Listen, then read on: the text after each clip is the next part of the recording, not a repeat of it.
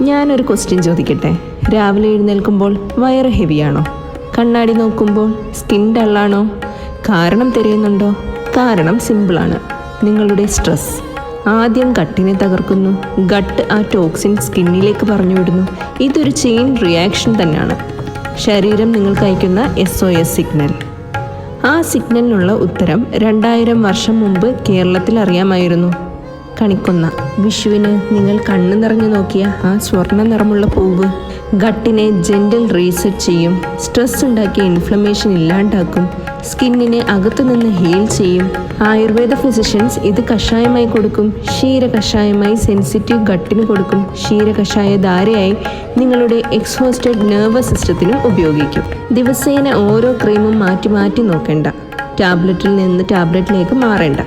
ഒരു ആയുർവേദ ഫിസിഷ്യനോട് ഒന്ന് ചോദിക്കൂ. ആ മഞ്ഞപ്പൂവ് നിങ്ങൾക്കായി കാത്തിരിക്കുന്നുണ്ട്.